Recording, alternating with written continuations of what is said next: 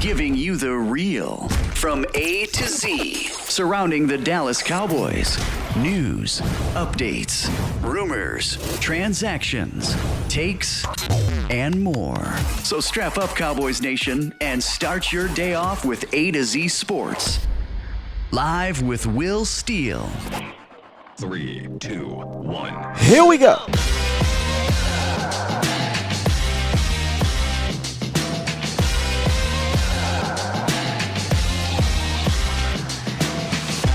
Good morning, good people. Welcome to A to Z Sports Live, presented by Boston Scientific, streaming live at Hattie B's Hot Chicken. I am your host, Will Skywalker Steele. Boom! That's right, ladies and gentlemen. We are live here at Hattie B's Hot Chicken, and today is their 1 year anniversary. They're doing something special, obviously having us here, right? But they're also giving away some birthday deals. They got $1 fried pickles, they got $2 draft beers, and they got $3 Dirty Bird fries. Plus, I'll tell you more about Hattie B's later on today. What's good with y'all, man? Look, won't be a hugely long show today, but I do want to talk about the defensive ends, the most productive unit, I think, on this Cowboys football team this past season. We'll review the edge rushers, all 5 of them, I believe it was, and why I think the way to get better, the answer is already on the team. Now, we could talk about free agents, we could talk about the draft, that's fine and dandy, but I think the answer is already on the team. Cowboys Nation, what's good with y'all, Bomb Squad? Bomb Squad! CJ, I didn't think about that one. He said if Zeke leaves, I got to change the intro again. It is what it is. That's part of being what we do, right?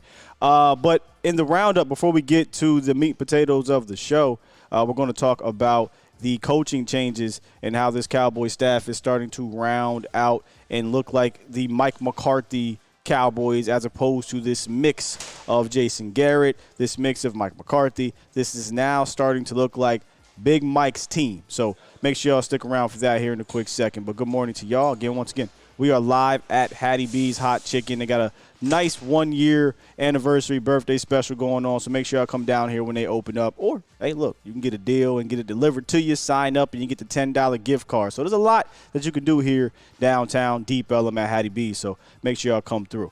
With that said, y'all, let's hit the roundup real quick. Like I said, this won't be a super long show. If you want to call in, you can. The number is always the same, 351. Now, here I am with the wrong number. Let me find the gang on number, Cowboys Nation. 355-351-999-3787. Call in and let me know what you got to say. Now, get in where you can fit in, okay? We don't want to have 10, 12 people on the phone lines and y'all can't get answered, so make sure y'all get in where y'all can fit in. So here we go. Let's hit this roundup.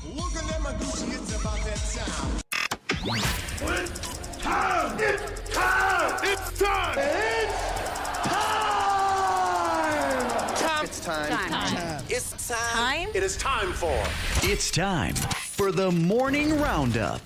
Round 'em up, boys. Here we go, Cowboys Nation. This morning roundup is mostly about the Cowboys coaching moves, as we talked about here, where they have hired, or let's call it rearranged. They ain't really hired nobody. They rearranged some names here that were already on staff. And let's start off with Scott Tolzien. If you follow the NFL for over the years, you're familiar with Scott Tolzien. You remember being the quarterback for the Colts. You remember him being the quarterback under Mike McCarthy with the Packers, right, for 3 seasons. Then he got hired as an offensive assistant with Wisconsin, and then Mike brought him back over here to Dallas in 2020. This is kind of how the coaching ranks usually work. It's not retire offensive coordinator right away, Kellen Moore. It's usually like this. You get hired on as an intern type, and then you work your way up the ranks. A lot of people are not going to like the coaching hire. I'm not familiar with Scott Tolzien's coaching tactics. I don't know any videos I've seen. He doesn't have an extensive resume, so I can't say it's, bad or good. But I do appreciate that he's coming up in the ranks, in my opinion, the correct way. So now he's a quarterback's coach. There isn't the Doug Nussmeier holdover. There isn't the Kellen Moore holdover. However, Scott has been here, so there is some, type of relationship that Dak has had with Scott Tolzien. We'll see exactly what that is. He's a little bit older than Dak, but obviously this isn't the same as the Doug and Kellen situation, because Scott wasn't here prior to Kellen Moore and Doug Nussmeier. He had just arrived when Mike came. So we'll keep our eyes plugged. If we talk to some coaches down there, maybe we'll talk to Scott himself and see what he's going to bring to this coaching, the quarterback's room. Because it's not just Dak. It'll be a guy that they bring in from the draft. Maybe they sign a veteran. Maybe they sign a young guy. We'll see what he can bring to the table. The other one, Scott McClory, all these Scotts. He's retaking the linebacker room. Remember, he was brought in as the linebackers coach. I believe he also worked with Mike McCarthy. But that was George Edwards' room, right? George Edwards was the guy that pretty much held down that coaching room. And he was a guy that Micah Parsons was sad to see go. And I think we all appreciated having George here because of what it meant for Mike McCarthy. Now, I have no idea what Scott McClory is going to bring. So if you ask me, I can't tell you. Again, one of those situations where maybe we'll just have to wait and see what happens here. But Scott McClory is back to being the linebackers coach. And then finally, the one that I thought was going to be the biggest deal of them all is Jeff Blasco, who has been the offensive line assistant, is now moved to run game coordinator. We actually have a run game coordinator now. A run game coordinator / running backs coach. A lot of people don't like this move. There were some qualified guys out there, Jeff Nixon being one, that was let go in Carolina. Yeah, Carolina. And now, it's Jeff Blasco. So all these moves are essentially, inner franchise move, inner organization moves. But look, just to hear the term run game coordinator gets me fired up. I don't know what the hell it's going to mean for a Jeff Blasco. I don't know if he's ever been a run game coordinator, let alone a running back coach. But I think this is more so to do with Mike wanting to have some cohesion from top to bottom on his offense, meaning him and Schottenheimer have already had a relationship, right? And they're working on trying to tweak this offense. And I think Blasco working with Solari before, if I'm not mistaken, I have to actually go back and look at the timeline. But remember, Solari was with Green Bay, and I believe Jeff at the time, y'all correct me if I'm wrong, was also with Green Bay. But I got to go back and look at that. So I think they just want to keep the cohesion, and I think that's where we had a disconnect last year. Right? Like McCarthy wanted to do one thing and would come out publicly and essentially come at the way things are being done, respectfully. Now, I don't believe that is the case. Now, this is going to be McCarthy's thing, and he's going to go down with the ship or he's going to save the ship, one or the other. But I don't look at any of these coaching moves as anything that's moving the needle one way or the other for me. Wait-see approach. And then finally, Cannon Matthews will be the assistant defensive backs coach. So, I hate to call it a lame duck year, right, because it's technically not. But in a pressure cooker year, Mike McCarthy is making some changes here with this staff and trying to round it out. So we'll see if it works. Amazing Creation says, this is why we fail so much. In the words of Steven, we like our guys. Coaching is different, I think. We'll see. Player-wise, yeah, we do like our guys. Coaching-wise, let's see what happens. I mean, we did bring in a couple other dudes from outside the organization, but these are more lower-level dudes we're talking about, and they're Sharif Floyd to the world, right? But we'll see. You know, this is McCarthy's baby. Let's let McCarthy ride this thing out. But, yeah, it doesn't move the needle for me either, Big Sarge, one way or the other. Like, I'm not sitting here getting up in arms, going to whine and complain about the coaching moves, but I'm also not about to sit here and act like these were – and they hired my guys like Mike McDaniels and of the world. No. I don't think this is that case either. So we'll just wait and we'll see. All right? We'll wait and we'll see. Well, look at this here. Marv done called in early. I mean, Marv, it's like 6:30 over there, man. Y'all want to take Marv's call real quick before we get into this defense end room? Let's see what old Marv got to say here. Hey, Marv, what got you up so early, big dog? Hey, what up, brother? How you doing? What's up with you? I'm good. Yeah, I'm up early. Yeah. Hey. What got you up so early today? I was on the internet.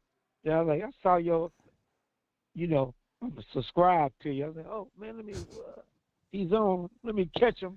Because usually I call in too late. Yeah. He's already locked up. So let me call him. Yeah, you just getting back from Magic. You just getting back from the club, Marv? He's like, let me just go ahead and call in. No. I work tonight, though. Okay. I don't just Thursday, Saturday, and Sunday. That's it. Gotcha, man. What's on your mind, man? Oh, I was watching that quarterback from BYU, man, Jared Allen. Okay. You like what you see? No, I have not. I have not studied him yet. Oh, man. Yeah.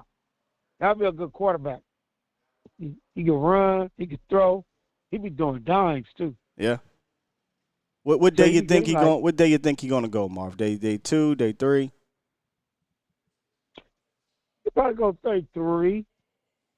So developmental guy. Be a steal, whoever get him. Gotcha. I think 5th or 6th or 4th, but he'll be a good quarterback. I know they're looking at that Tennessee quarterback too, but we do need to draft a quarterback. Yeah, 100%. 100%. You literally have one in the room right now, and you need to develop a guy, whether it be a developmental backup or a potential starter if they decide to move on from Dak in a few years. So you got to get a guy in here. Yeah, we got to go on. And don't extend him yet. Go on. You got to go on and see can he do for 2 years. You know what I'm saying? No, I would extend him. I would, me personally. How far? How far will you? He has 2 void years. I mean, I know a little bit about the cap, but I don't know everything about contracts. I would try to eat into those void years and protect yourself, right? Like if you want to get out of it in 2 more years, you can, and you deal with the dead cap hits that would be, hate to use the word easy to digest, but easier to digest. So like 2 years, I think every 2 years you should be trying to do that with your quarterback anyway. Yeah, that's true. Yeah. So you say he got 2 now and then an extra 2, so it'd be like 4? In a way, yeah. I mean, he's got 2 left technically, extra 2, yeah. But you can make those other 2. You can put some stipulations in there and out after 2 more years. But when you do the extension, it's just to kick the money down the road, essentially. Okay. Yeah, we definitely need to draft a quarterback. But that quarterback can run, he can throw, and he's better than the quarterback that got drafted in the second. What's that, Wilson? Zach Wilson, yeah, 2nd overall. He better than Zach Wilson. Yeah, Foots was spot on about Zach, man. We'll see if he can get it together. Yeah, but the scheme we got going for the offensive line and the way McCarthy gonna be, the scheme. It's all about the scheme. Right. So I'm just excited to see how these receivers do. That's what I'm waiting for.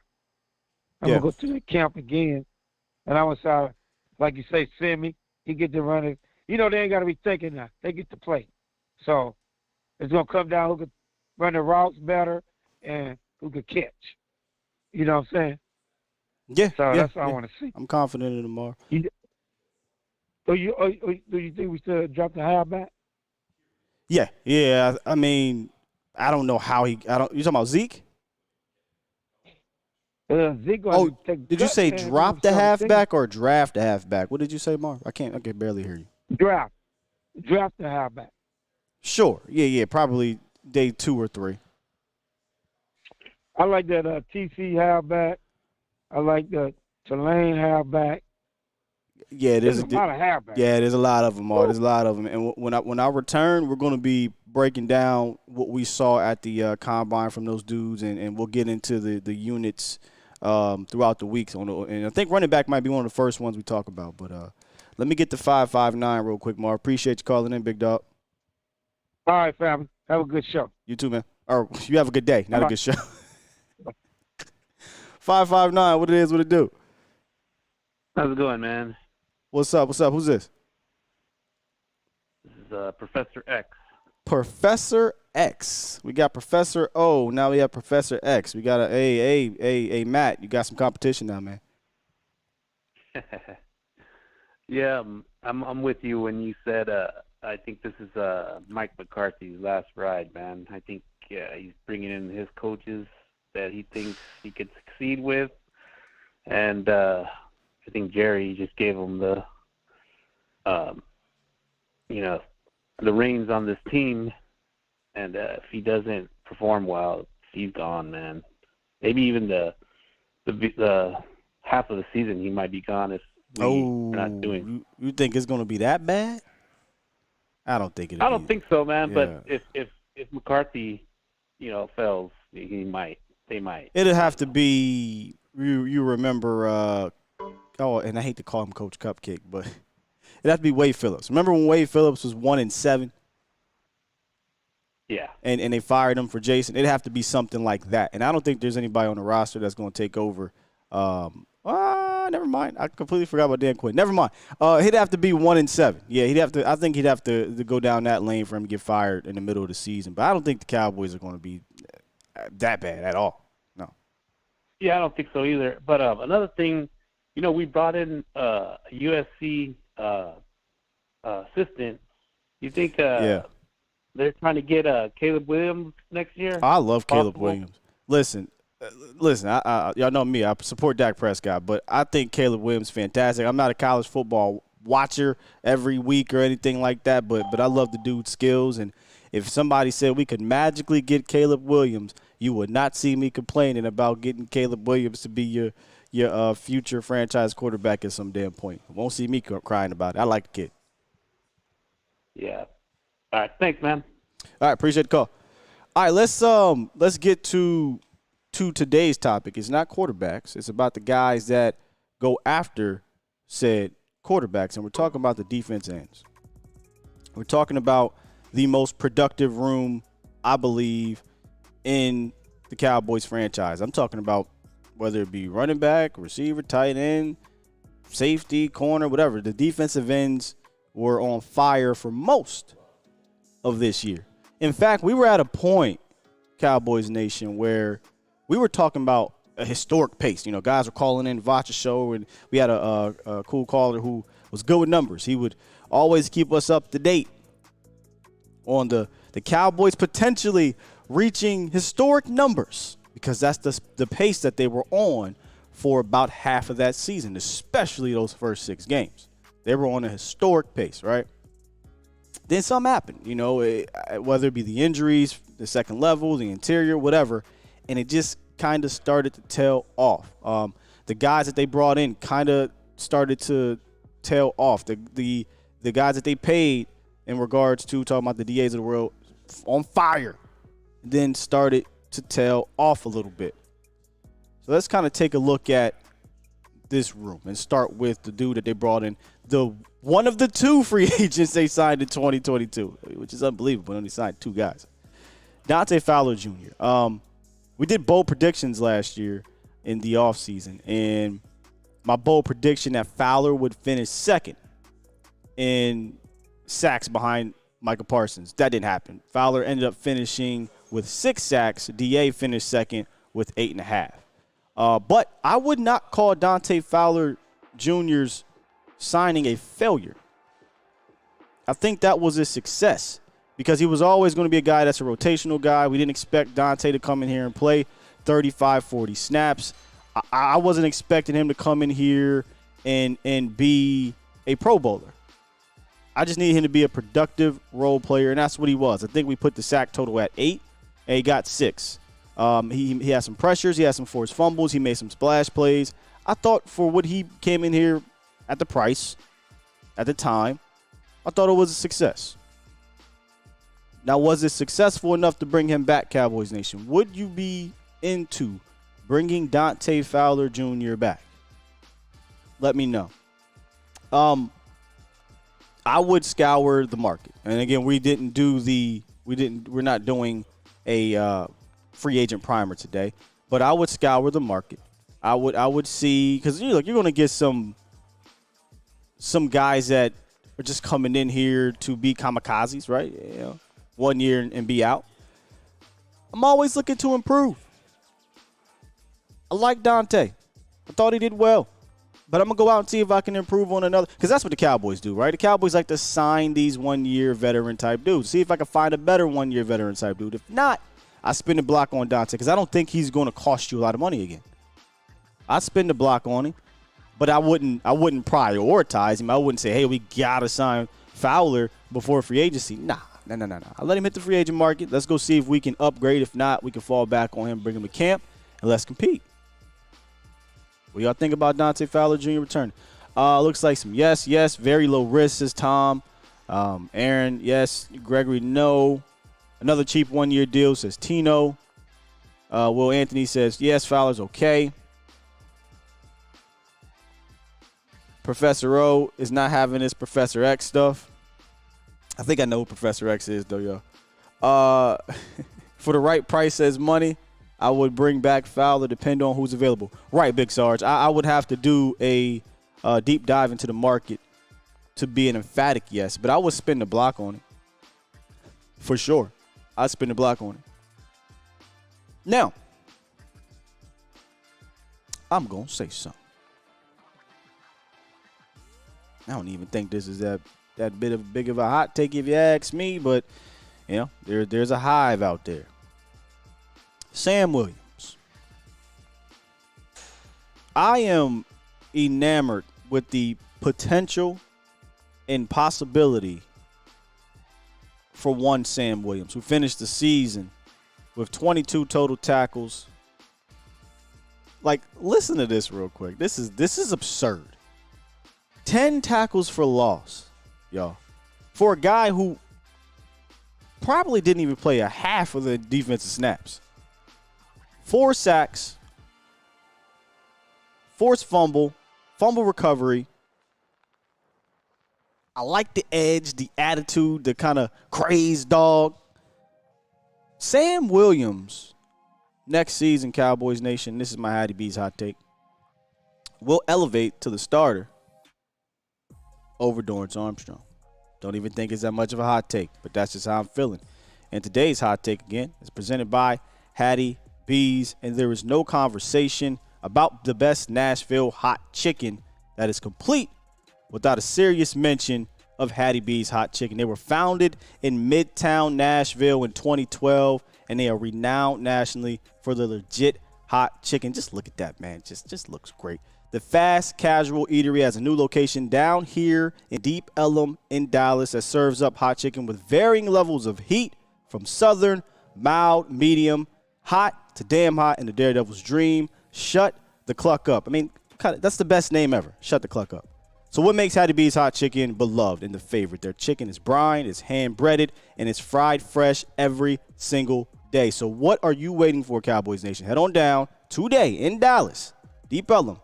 Use the link if you want to. Create a free Hattie B's rewards account, and you will get $10 off. You get a $10 gift card, okay? And they got deals. We talked about the deals today. So make sure y'all come through, and that is our hot take presented by Hattie B's Hot Chicken.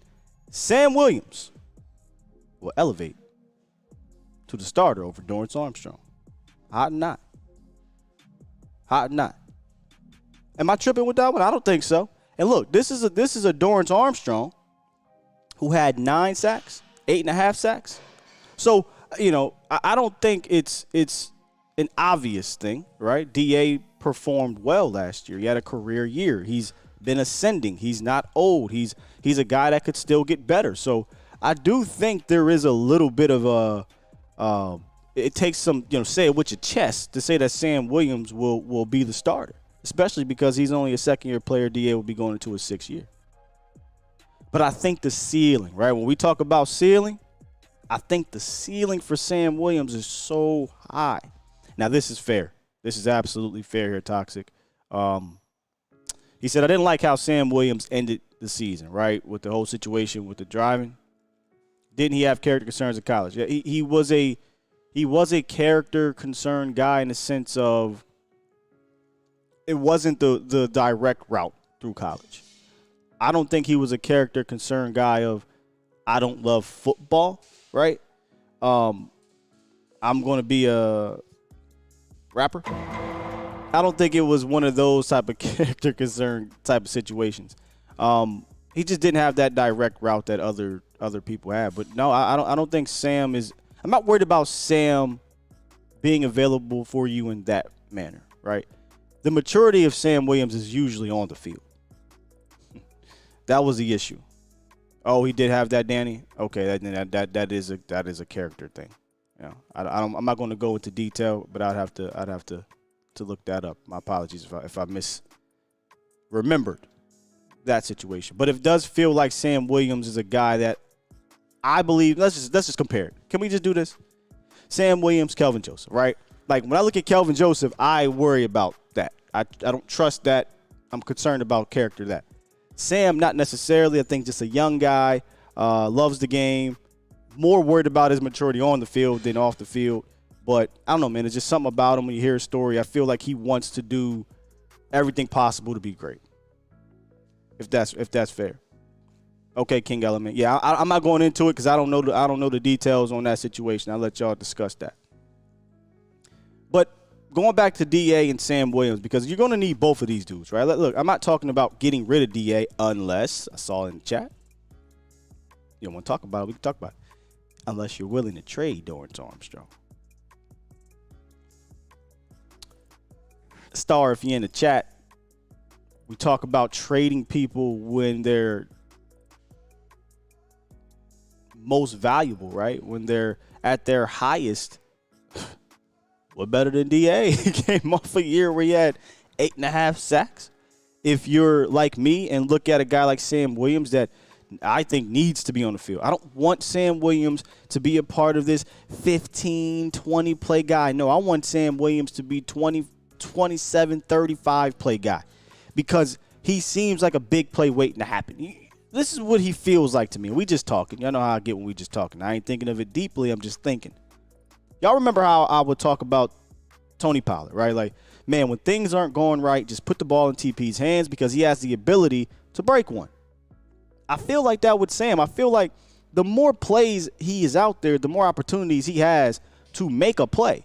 And I can't tell y'all how 10 tackles for loss for the amount of time that he played, like that's a big deal. That's second on the team for a guy that did not play a ton.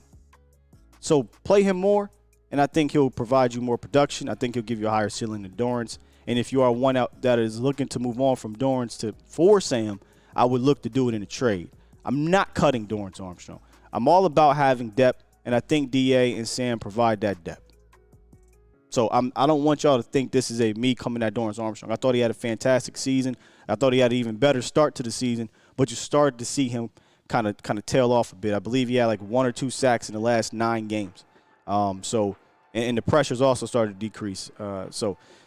DA still only 25 years old, something like that. What is he here? 25 years old. So he may not be done either, and you need depth. I have no issue keeping him, but if I could flip him for a third or a second, I'd do that all day and tomorrow because he's on his last year of his deal. All right, let's hit the phone lines real quick before we get to the last 2 of our defensive ends here. 860. What it do? Skywalker Still, what's up, baby? It's always a pleasure to talk to you. What's happening, man? I just want to start off about yesterday because I meant to call yesterday, so I'm listening to the show and I hear my man talk about the Dak and Cook situation, and you handled that so well. I want to say you're a great guy for that, Skywalker, and I feel like me and you are alike, but you handle situations with callers way better than me, bro. Way better. I would have banged on him. I'm watching the YouTube saying, Sky, please hang up on this guy. Please hang up on this guy. I appreciate it. I appreciate the kind words. I'm still growing and trying to get better with handling said situations. And I don't know. Yesterday I guess was growth. Yeah, no, seriously. So I got to salute you for that. But honestly, do we trade Dorrance? Oh, if I get a second, yes. Oh, I wouldn't do it for. I wouldn't do it for a third because I like Dorrance. I like we had him at a cheap deal and he performed. Even though at the end of the year he didn't really do much, but his 8.5, 9 sacks honestly still impressed me because I didn't think he was going to get there. Especially in the first half of the season, bro. Like he wasn't just like, hey, I'm cleaning up like all his sacks. Like last year, 5 of his 6 sacks were cleanups. This year in the first half, He was creating plays. He was blocking punts. Remember that. He's still a core special teams guy. He was an impact player. No, he really was. He really was. So that's why I say keep him. Man, but if you get a second, I'm running to the phone. I'm here. Because remember, he's 1 year deal. Yeah, I'm doing that. Exactly. I'm doing that all day. But as far as Sam, I don't think I'm as high on Sam as you are. I do like him though. Yeah. I honestly do. But I feel like people make him out to be like a baby Micah Parsons, a next Micah Parsons, and I don't really see that, Sky. No, I think it's because he looked like him. That's why he looked like him. And that's it. Yeah. And that's it, man. That's all I really see. But wait. So you say you like him, you're not as high on him as I am. What's your reservations? Why do you have reservations on Sam Williams?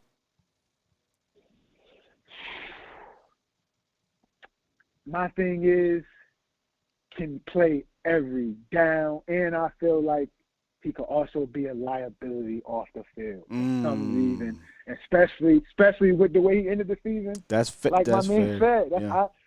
That's really how I feel about him. Like, can he play 29 to 35 snaps? Well, that part, right? Be productive? Look, that part, I want to find out. It's just like I used to tell Danny all the time when he used to come at Jabril. I'm like, man, then let me find out, right? Or we'd come at anybody else. Like, yo, let me find out that this player can't do it. Let me find out that they can't do it. Let me find out that Sam Williams can't play 29 snaps then. Because he has too much potential, and he's shown me on the field this year that he can be an impact player when given the chance. So let me find out that he can't do it as opposed to just never never allowing him, giving him the chance. Because what if he is a guy that can be oppo of D-Law and be an impact player game in, game out? If that's the case, you got 3 dudes, right, in Sam Williams, Micah Parsons, and D-Law. Yep, true. But we'll see, man. Good call, Sky. Good call. Hey, good stuff, brother. Appreciate you. Peace. Let's get our regular up in here, our guy DJ. What's good, DJ? Hey, good morning, Scott. Good morning, Scott. How you doing today, sir? I'm good, brother. Down here at Hattie B's Live Chicken, kicking it. Oh yeah. I'm sure your mouth is watering from the smell alone, brother. But here's my thing, man. With this D line or D end, especially group, yes, they were productive. And my only reservation about the whole room outside of Micah Parsons, because he's the outlier. Nothing that we say about a group applies to him as far as team or room or anything. But my main thing is the second half of the season, we have explanations. You know, teams started to adjust, running quick game, getting the ball out quick, running at the edges, that kind of thing. But the fall off in production, as far as maybe not pressure so much, but getting home. And I know it's a nitpick, right? Yeah. Because they were still good. But we have to figure out if it's personnel why we had that fall off as the season went on. Were guys just getting worn down? Were guys injured? I mean, there's a whole bunch of stuff that goes into it. And I'm not trying to be that guy that ignores the obvious. But, I mean, other teams in other situations, there was no fall off, right? Because, you know, if you want to go with the 49ers or the Eagles, who also had elite groups, they didn't fall off, whereas Dallas did. And I guess my main question would be, did we ever figure out why there was just the immediate, like, hey, we were getting 4, 5, 6 sacks a game to all of a sudden we went 2 or 3 weeks with nothing? I think you brought it up, right? Teams adjusted. They got the ball out quick, and I don't think the Cowboys ever really adapted too much from that. I think Dan Quinn kind of had to stay in what he was doing. And I wonder, this is something I would ask him, hey, did you just continue to do the games and keep things basic up front because you didn't trust the back end to hold up? Because remember, that was the same time period we were struggling to figure out what the hell to do at cornerback too, and we've given up so many big plays. You know, I'm just trying to piece things together with you here. I wonder if he was like, hey, let's just continue to fire at this thing. It'll come around at some point, as opposed to doing something drastic because we don't trust the back end to hold up. Fair. I mean, as much grief as we give Anthony Brown, I mean, there was a distinct drop-off as soon as he got hurt.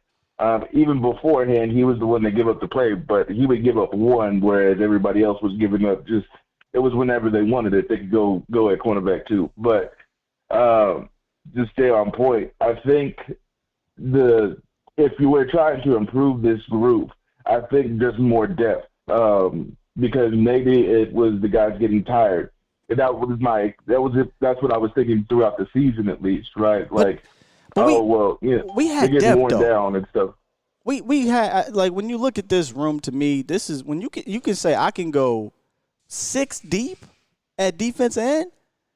That's depth, brother. True. That's depth. Nobody should be out there talking about I'm too tough. Now, obviously, everybody will point to Micah Parsons in that Eagles game, but that's a different story. That's Micah pushing through a hurry-up offense at the end of the game, right?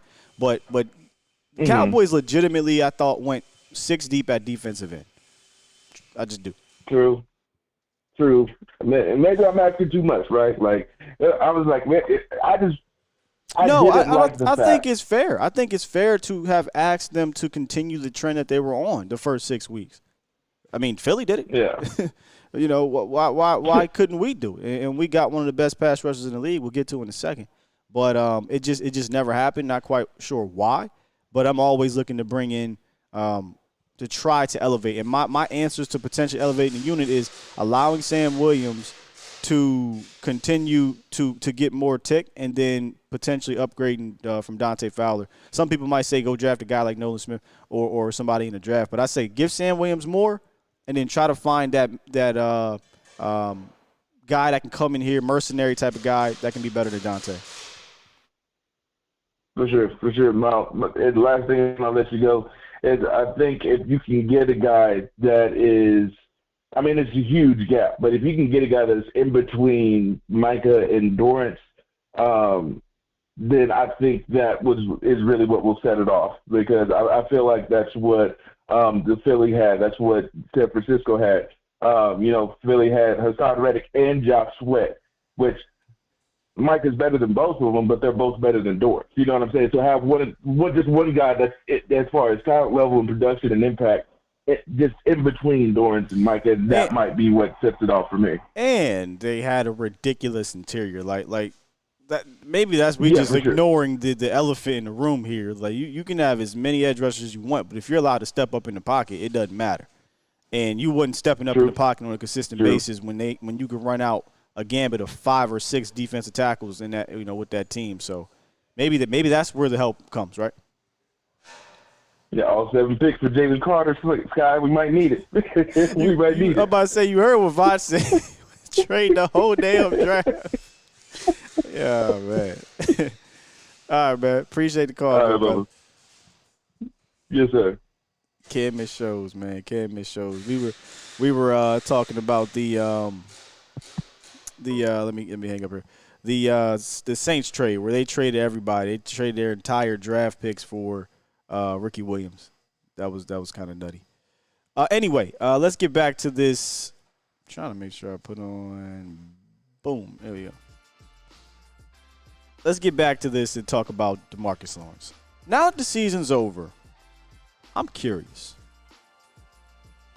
your thoughts on D-Law, because last year people, I thought, underappreciated DeMarcus Lawrence. I thought they used his money where I believe he still was a productive player, but then they would bring up sacks, and I was like, fair enough. That's why he got paid.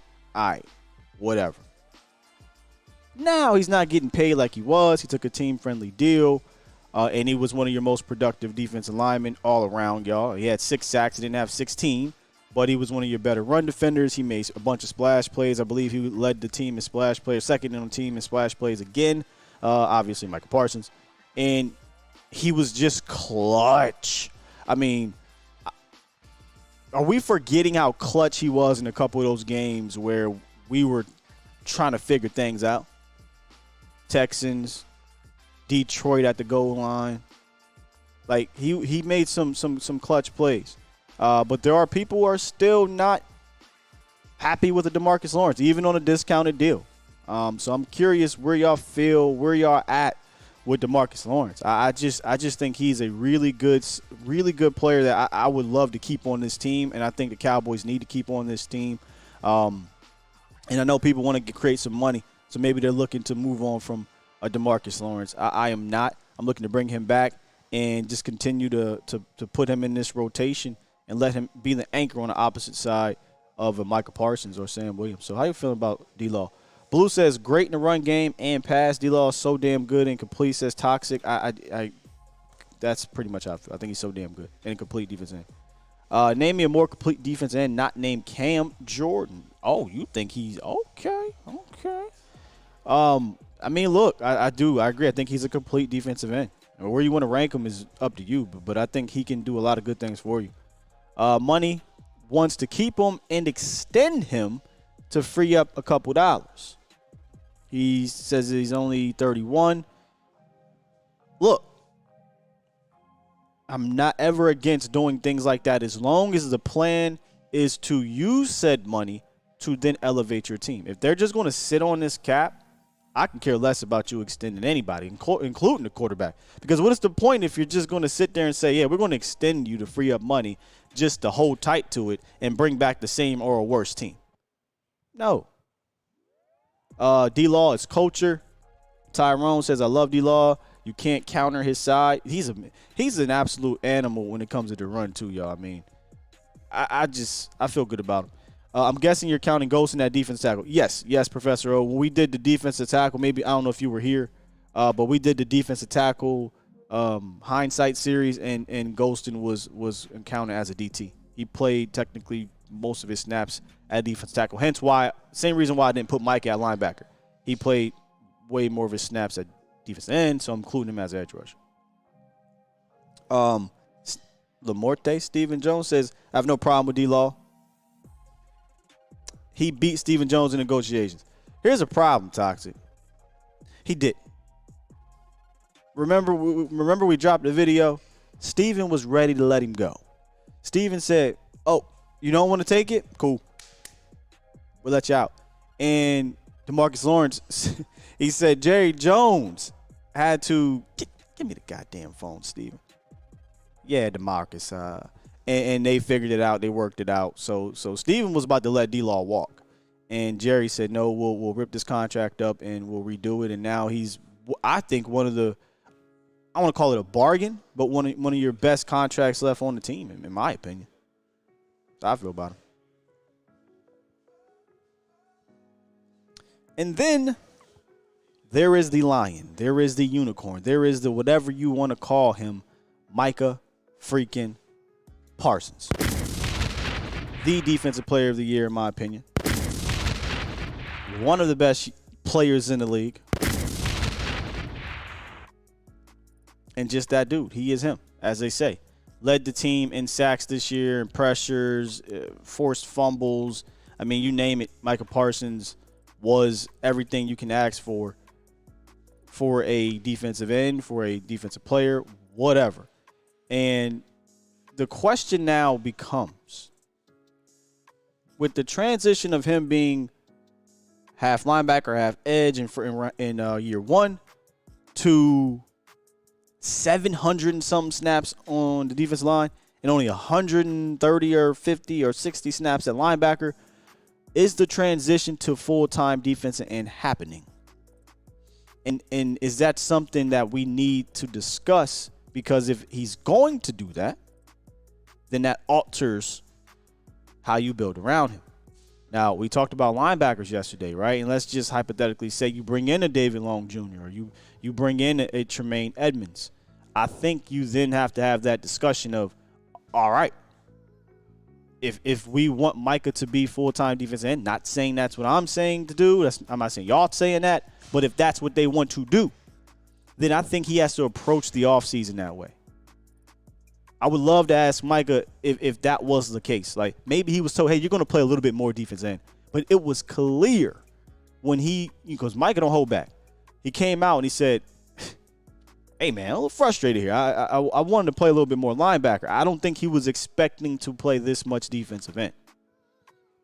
But I think if you are telling him, hey, the transition is here. It's happening. We're moving you full time. Now he can mentally and physically prepare for that, because he talked about how the beating on his body happened. And you have to prepare for that in the offseason. So that is the biggest question. The question isn't about his talent. The question is about, is he going to produce? We know what Micah Parsons is going to do when he steps on that field. He's going to be the best player on the field. Now it's about, how do we get the best from Micah? So, again, whenever the coaches start to talk again, I feel like that's one of the first questions you got to ask, because if we're building around Micah Parsons, you got to know where you're putting him. You got to know where your foundation is going to be. Is the centerpiece of your crib going to be the kitchen? Is it going to be the family room? We need to know, because then you can build around that. And that's how I feel about Micah Parsons. Don't put him in one box. Like, let him roam free out in the wild as a lion, because it's tough to figure out where he's going to be. It's easier to defend against him, and I thought you saw that a little bit, where teams are like, okay, we're either going to A, run right at him, or B, we're just going to misdirect him because he's frustrated. And when he gets frustrated, I think you can see it out there on the field. So figure it out, man. Figure it out. Is he going to be a defense end? Is he going to be a linebacker, or is he going to be both? And if he's going to be both, I think you can now attack defense end a bit differently, Sam Williams. All right, let's finish this up by getting to the phone lines. We got Los on the horn. What's good, Los? Good morning, Sky. I'm gonna make this phone call quick. Like you said, Sky, if we're gonna build a Micah Parsons, I mean, he done said himself. Like, sorry about that. Take my morning walk, but I think if you get a D tackle like Campbell, and that can help them, basically roam free, it will make a huge dividends. Because, I mean, I'm going to be honest, guy, when have we had an elite run stuffer for the Cowboys? Like, elite. And Elite? I feel like if we were to find that. Russell Maryland? Yeah, elite. Shit. Huh? I mean, you talking about defensive tackle, right? Yeah, defensive tackle. Because I feel like if we were to get one of those for Micah, man, he can roam towards the quarterback, towards the running back. It can make a huge difference. That's all I got to say, guy. Peace. I appreciate you, Los. I mean, that's a good point. And you're going to have me really digging deep here to think about that one. The last time the Cowboys had an elite run stuffer, is Russell Maryland for my old school fans. Russell Maryland, maybe. I don't consider I wouldn't say Hankins, right? Like Hankins helped the Cowboys for sure. I don't know that Jay. I wouldn't consider Jay that. I would consider Hatcher that. McLean, Hayden, none of them type of dudes. Who am I missing? Leroy Glover? Would you consider Leroy? Okay, Leon, but wasn't Leon? I guess. I think he's talking about defensive tackles toxic. George Selvey, I wouldn't go there. I would just say DeMarcus Lawrence, right?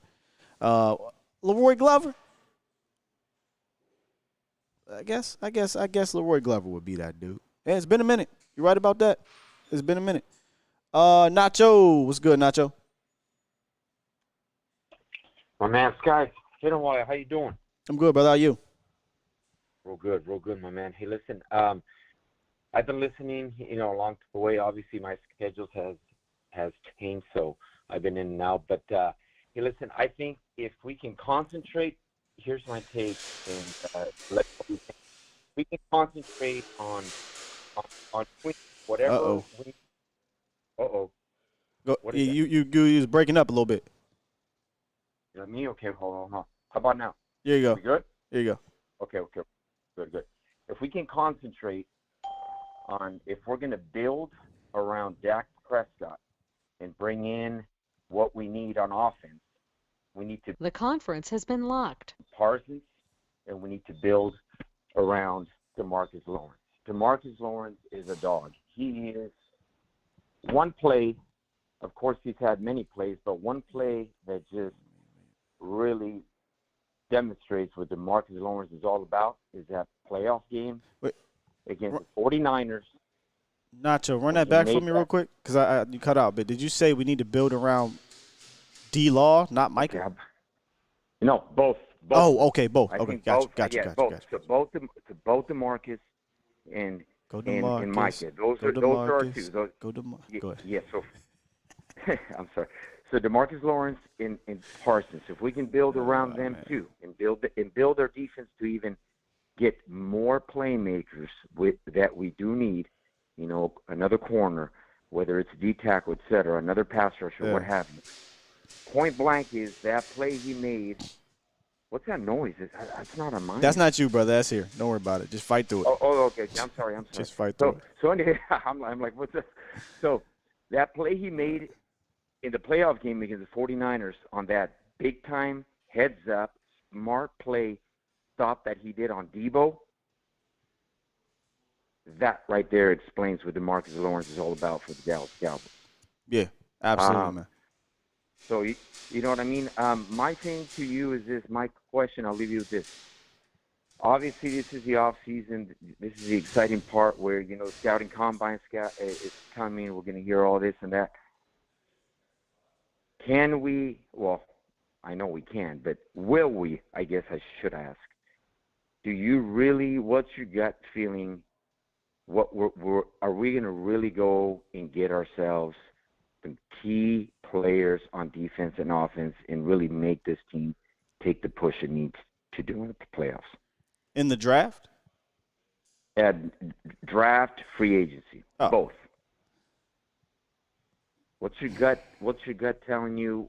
What are you hearing? My gut is telling me that they're going to continue to do the same things. Try to find value free agents and before the draft, and then draft BPA per need, and build and draft and develop, and hope that works out this year.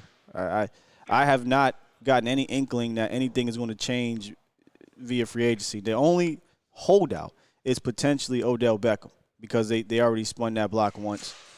So I think maybe that could be a case. Well, let's hope that can happen, and then if that's going to be the case, that we're going to continue to be kind of very, very reserved in terms of what we do and not as aggressive as we should be. Yo, they can just go get me one.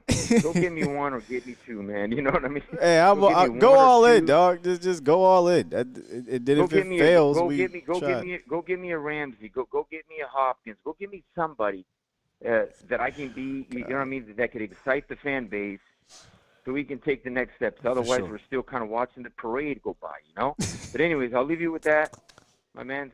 Thank you for taking my call. I don't know what that. Don't worry about it, Nacho. You good, brother? That ain't Okay, you. You man. good, man. All Thank right. you, man. Appreciate the call.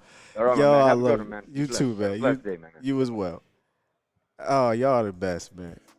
If it wasn't for y'all in this chat, trust me, the energy would be different from the situation. So thank y'all for making me laugh, man. Thank y'all for making me laugh. Let's take a quick break, get back to the phone lines, and finish this thing up. All that y'all heard is brought to you by Boston Scientific, y'all. All that banging, yeah, that's brought to you by Boston Scientific. In the U.S., more than 39 million men suffer from ED, and Boston Scientific has created edcure.org to help you find your best cure. So to get started, head on over to edcure.org, take a quiz, and learn your severity or risk of ED. Now, if you got a condition that puts you at risk, at a higher risk, you'll find customized content. Make sure y'all check out that content because it is the fastest way and the best way to find an ED specialist. Hit them up at edcure.org, brought to you by Boston Scientific.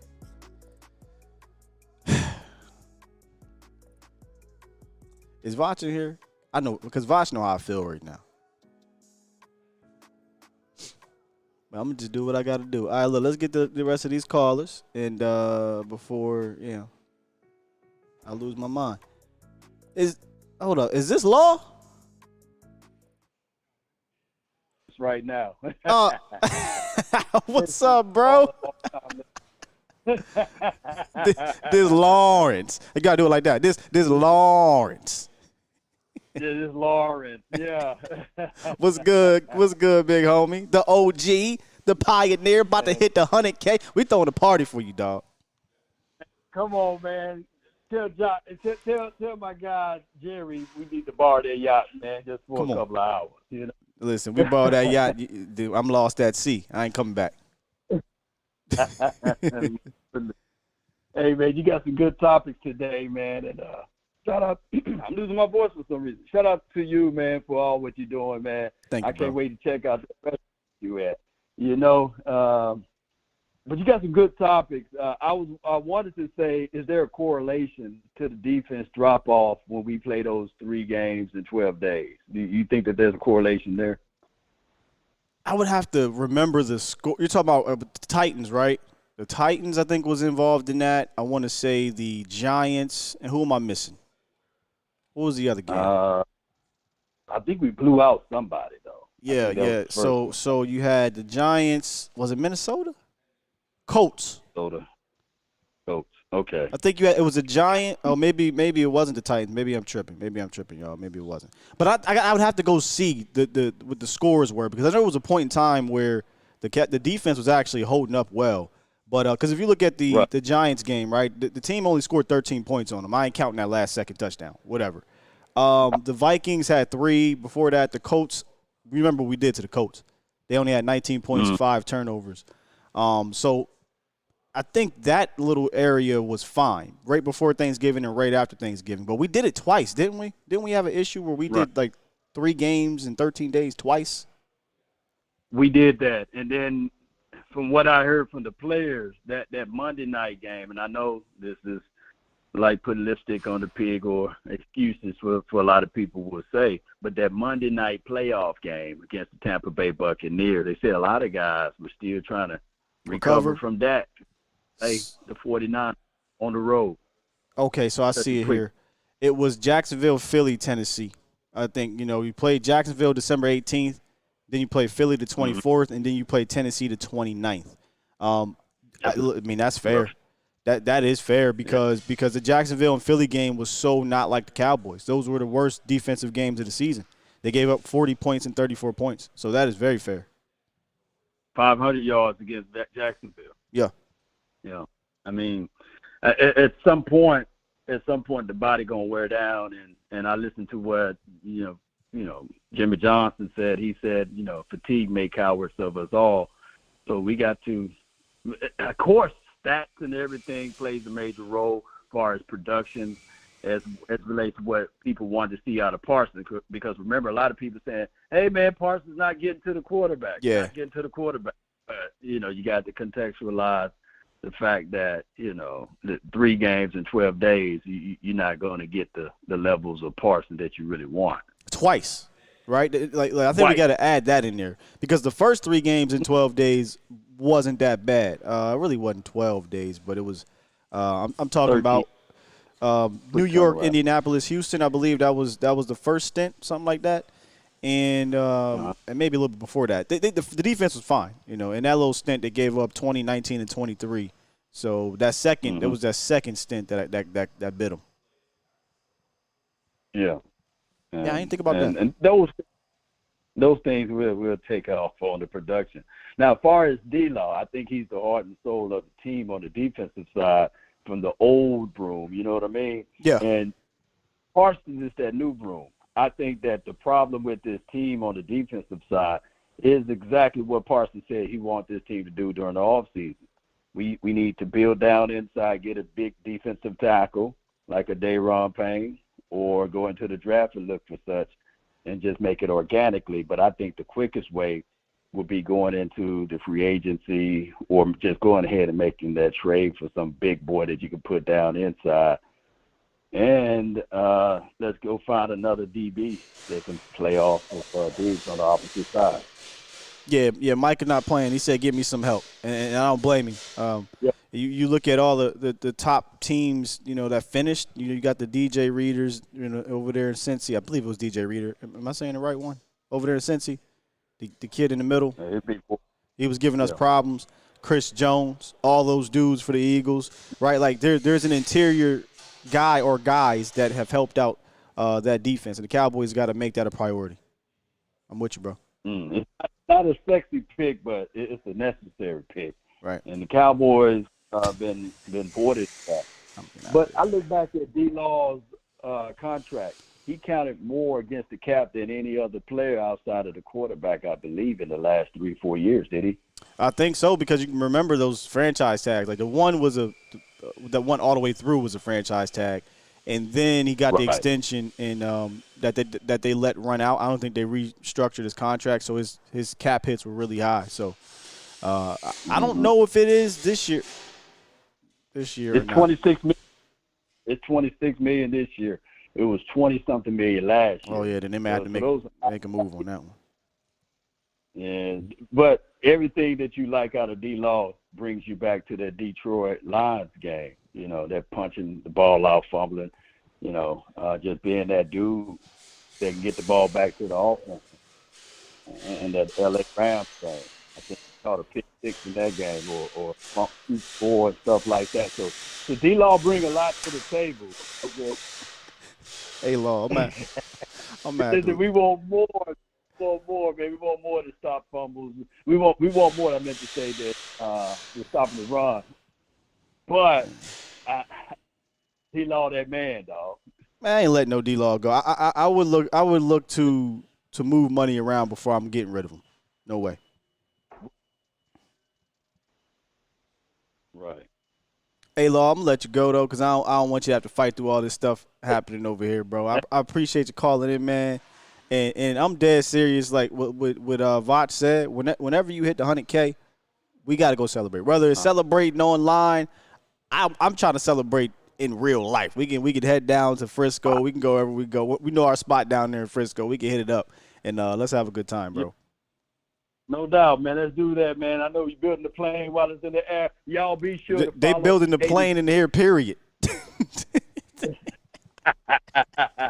Salute, bro. Salute. All right, fam. Peace. Look, man, I really want to get to the rest of y'all. But as Vach would say, I'll be damned. I'll be damned if this is gonna keep on happening. I'm just gonna keep taking it. So, my apologies to the rest of the callers. I'll be back tomorrow on Friday. Call back in. King Allen.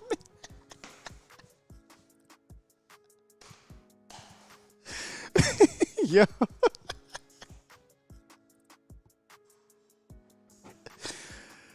They'll never put me on TV. Not if I got to read the chat. Not happening. It's just not happening. Y'all better, this is where I'm going to be. Man, good show, though. I appreciate y'all for joining me here at Hattie B's Hot Chicken. Make sure y'all come through, man. Again, the 1-year anniversary deals. $1 fried chicken, $2 draft bears, $3 dirty birds that they back there killing right now. Fresh. It's freshly fried, so make sure y'all come through. I'm pretty sure it'll be done doing all the things that they got to handle over here.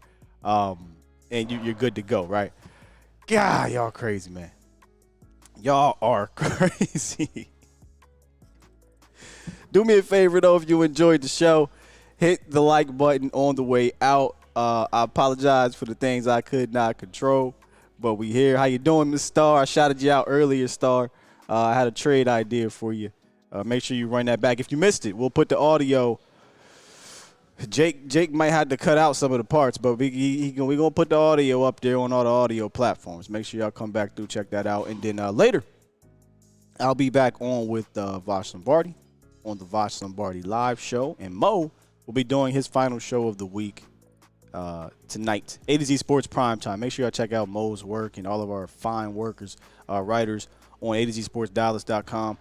And tomorrow will be the last show, and I won't see y'all until after the combine. It'll be a different setup. I think the studio is going to look a little bit different in my new place, so that'll be interesting. So it'll give me some time to figure that out. And look, once we come back, full head of steam into this offseason, man. Full head of steam into this offseason. You know what I'm going to do? I'm going to go back and read these comments because y'all hilarious. Look, appreciate y'all. I'm going to get up out of here, Bomb Squad. Love y'all to death. Bomb Squad!